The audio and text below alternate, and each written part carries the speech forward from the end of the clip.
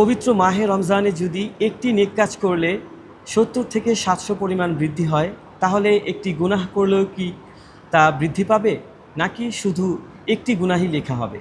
এমন অনেক জানা অজানা বিষয় নিয়ে বিস্তারিত আলোচনা থাকছে রিভলিউশন 24 আয়োজিত পবিত্র মাহে রমজানের বিশেষ ইসলামিক অনুষ্ঠান টাইমস অফ রমাদান।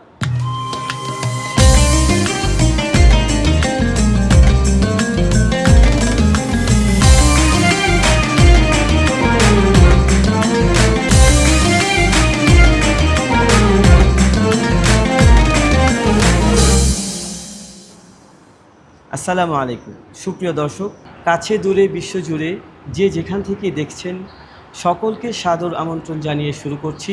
আপনাদের সাথে আছি আমি সাদ্দাম হুসাইন জাহিন, এবং আমাদের সাথে আলোচক হিসেবে রয়েছেন বিশিষ্ট ইসলামিক চিন্তাবিদ, মুগদা বাইতুল মিরাজ জামে মসজিদের সম্মানিত ইমাম এবং খতিব হজরত মাওলানা সিরাজুল ইসলাম সাহেব।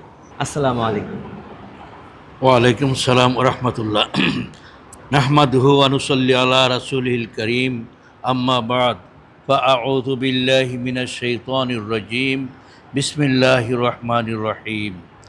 ইয়া আইয়ুহাল্লাযীনা আমানু কুতিবা আলাইকুমুস সিয়াম কামা কুতিবা আলাল্লাযীনা মিন ক্বাবলিকুম লাআল্লাকুম তাত্তাকুন।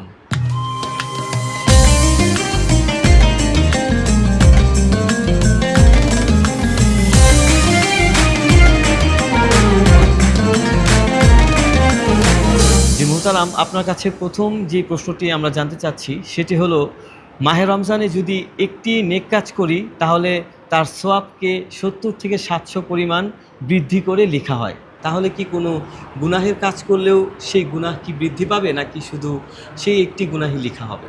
আচ্ছা, একটা সুন্দর প্রশ্ন। দুইজন ফেরেশতা আছে। একজন ফেরেশতায় যদি নেক কাজ করে, তাহলে যখন নেক কাজ করার নিয়ত করলো, সাথে সাথেই তার আমলনামায় সওয়াব লিখে দেয়। আবার যখন এই নেক কাজটা করে, তো ওই নেক কাজের সওয়াব 1 থেকে 10 কিংবা তার চাইতে আরও বেশি লেখেন। কিন্তু গুনার কাজ যদি করে, যে গুনাহ লেখে সে সাথে সাথেই গুনাহ লেখে না, সে চিন্তা করে যে দেখি সে তওবা করে কিনা। তো একটা সময় পর্যন্ত অপেক্ষা করে, সে যখন তওবা করে না তখন সে এই গুনারটা লেখা হয়।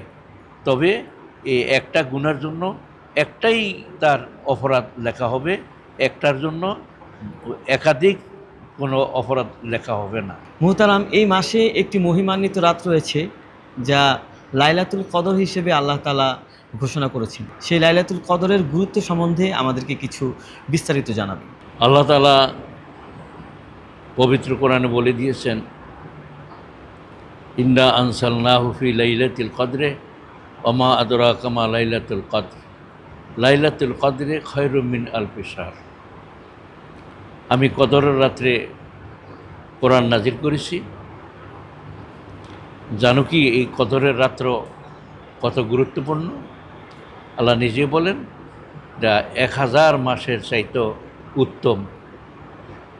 তো কেহ যদি এই কদরের রাত্রিতে যদি ইবাদত বন্দি করে, তাহলে 1000 মাস ইবাদত বন্দি করলে যত সওয়াব হবে তার চাইতে বেশি সওয়াব হবে।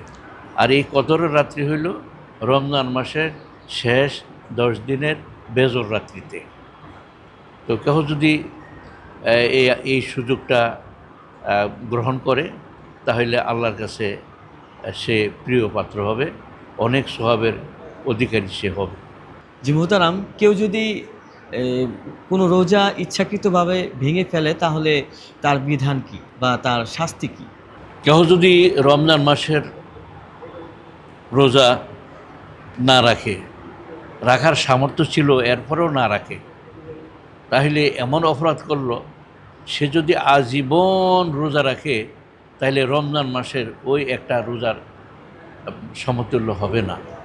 এবং অবশ্যই কিয়ামতের দিন তাকে আল্লাহর এই হুকুম অমান্য করার কারণে তার অত্যন্ত খারাপ পরিণতির সম্মুখীন সে হবে।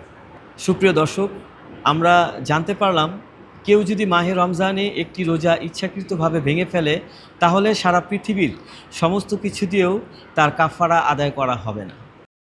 জি মুহতারাম, কেউ যদি কোনো অসুস্থতাজনিত কোনো কারণে অথবা অন্য যে কোনো ওজুরের কারণে তার রোজাটা ভাঙতে হয় তাহলে সে কিভাবে কাফারা আদায় করবে? যদি রোগের কারণে রোজা রাখতে না পারে, এই জন্য সে রমজানের পরে সে যেই পরিমাণ রোজা ছেড়ে দিয়েছে ওই পরিমাণ রোজা সে রেখে নেবে।